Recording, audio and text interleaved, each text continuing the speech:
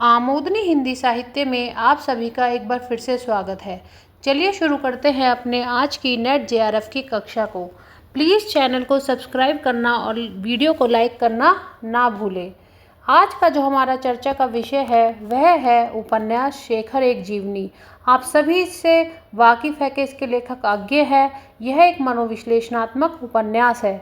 एक मनोविश्लेषणात्मक उपन्यास है जो किस पे लिखा है? फ्लैशबैक शैली में रचित है।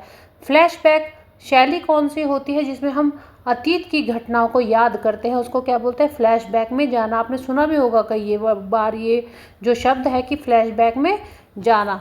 4 भागों में विभक्त है। अब ये क्या है, हमेशा एक प्रश्न उठता है कि जो शेखर है वह स्वयं अज्ञे है।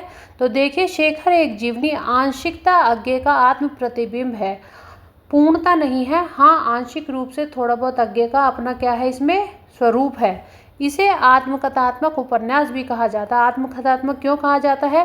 क्योंकि जैसा कहा जा रहा है कि इसमें जो प्रतिबिंब है उसमें अज्ञे का भी कुछ जो है जीवन है, निजी जीवन है, उसका पुट है। इसलिए इसे क्या कहा जा रहा है? आत्मकथात्मक। रोमा रोला की रचना जॉन क्रिस्ताफ का इस पर प्रभाव माना जाता है। जो ये जॉन क्रिस्ताफ है, इसमें क्या होता है, एक लड़का होता है जो संगीतकार होता है। जैसे शेखर है वह विद्रोही होता है, उसके मन में भी यही बातें चल रही होती है। ऐसे ही रोमा जो जॉन क्रिस्ताफ में जो लड़का होता है वह भी इसी प्रकार के एक संघर्ष से, एक विद्रोह से जूझ रहा होता है। इसलिए केवल प्रभाव माना जाता है। देखिए, इसका आधार नहीं है, ये हमेशा याद रखना। क्वेश्चन को उलट पलट के भी पूछा जा सकता है। तो क्या है, जो रोमा रोला की रचना है जॉन क्रिस्ताफ, उसका क्या है कि प्रभाव माना जाता है। यह है उसका क्या है, शेखर एक जीवनी का आधार नहीं है। और उपन्यास है किस पे? क्रांतिकारी जीवन, जेल व पारिवारिक संघर्षों से संबंधित एक उपन्यास है। इसमें क्या है कि जो शेखर है उसका जो क्रांतिकारी जीवन रहा, जेल व पारिवारिक संघर्षों जो उसके रहे, उसको क्या है इस उपन्यास में वर्णित किया गया है। आगे भी आप सभी जानते हैं स्वतंत्रता संग्राम से जुड़े हुए रहे, ये भी कई बार जेल गए। और देखिए, शेखर का भी क्या है, वही सीन है क्या, जेल का। तो इसलिए इस उपन्यास में क्या है, जो शेखर है उसको कुछ हद तक माना जाता है कि अज्ञे ने क्या किया है, अपने आप को ही एक आत्मकथा के रूप में इस उपन्यास में प्रस्तुत किया है। अपनी आत्मकथा को इस उपन्यास के माध्यम से क्या है, प्रस्तुत करने की कोशिश की गई है। हालांकि अज्ञे स्वयं इस बात को स्वीकार नहीं करते, किंतु हाँ, वो कहते कि हाँ, थोड़ा बहुत प्रभाव अवश्य है, क्योंकि मैंने लिखा है तो कुछ घटनाएं ऐसी है जो मेरे निजी जीवन से क्या है, संबंधित है, जो मैंने इस उपन्यास में प्रस्तुत की है।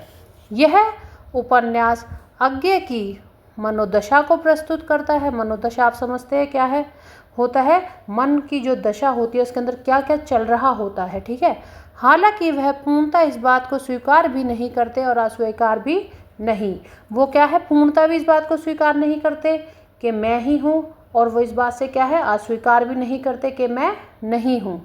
अज्ञे के विचार देखिए, अब जो शेखर उपन्यास में उसमें अज्ञे ने अपने कुछ विचार दिए हैं। देखिए, शेखर घनीभूत वेदना की केवल एक रात में देखे हुए विजन को शब्दबद्ध करने का प्रयत्न है। इसमें क्या है, घनीभूत वेदना की एक रात है जब उसे फांसी की सजा सुनाई जाती है, पुलिस उसे पकड़ कर ले जाती है। तो क्या है, वेदना, एक रात की एक ऐसी वेदना है जिससे कि उसके मन में एक विजन आया, उसको क्या है, शब्दबद्ध करने का एक प्रयत्न है। हालांकि एक दिन का काम नहीं है, इस उपन्यास को पूरा करने में अज्ञे को 10 साल लगे, किंतु फिर भी क्या है, जो पूरा उपन्यास है वो एक रात के विजन पर ही बना है।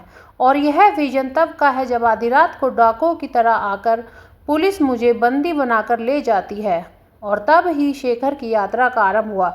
अब देखिए, मुझे आगे ना यहाँ पे तो अपनी आत्मा, अपने आप से जुड़ा हुआ गया, आत्मकथात्मक हो गया। तो इसलिए देखिए, और ये विजन कब का है, जब पुलिस डाकुओं की तरह आती है और चुपचाप क्या है, उनको उठाकर जेल में ले जाती है, और यहाँ पे उन्हें एक सज़ा सुनाई जाती है, फांसी की।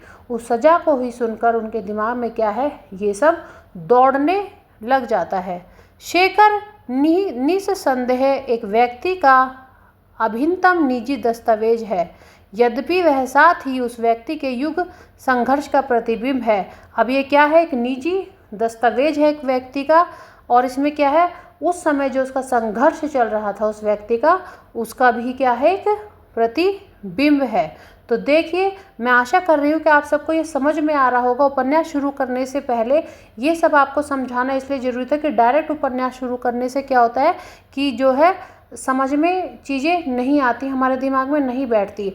अब जब आप इन सबको पढ़ेंगे, फिर उपन्यास को पढ़ेंगे, तो क्या है, पिक्चर जो है एकदम आपके दिमाग में क्लियर हो जाएगी कि हाँ, उपन्यास क्या है, लेखक क्या कहना चाहता है, इसमें मनोविश्लेषणात्मक जो शैली पे ये लिखित है वो क्यों इसको ऐसा कहा जा रहा है, क्योंकि मन के अंदर जो चल रहा है सब कुछ उपन्यास के माध्यम से आपके सामने प्रस्तुत किया जा रहा है।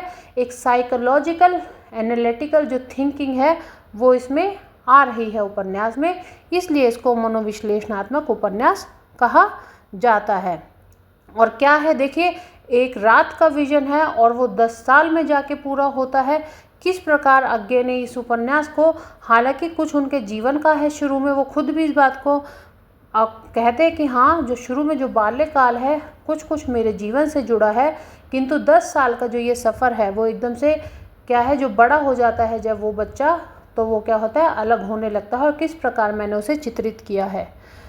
एक क्रांतिकारी विद्रोही जिसे फांसी की सज़ा हुई है, वह एक रात पहले अपने अतीत में पहुंच जाता है।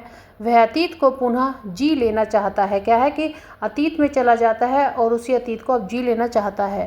प्रवेश, अब यहाँ पे क्या है कि जो उपन्यास है वो डायरेक्ट क्या है, शुरू नहीं होता, पहले भूमिका है, भूमिका के बाद में उसमें क्या है, प्रवेश है। उस प्रवेश से हम देखिए शुरू करते हैं। फांसी, फांसी क्यों, अपराध को दंड देने के लिए, पर इससे क्या वह सुधर जाएगा। अब जैसे उसको पता चलता है कि फांसी की सज़ा मिली है तो वो सोचता है फांसी, पर फांसी क्यों, अपराधी को दंड देने के लिए, पर इससे क्या वह सुधर जाएगा या दूसरों को अपराध ना करने की शिक्षा देने का सही तरीका है।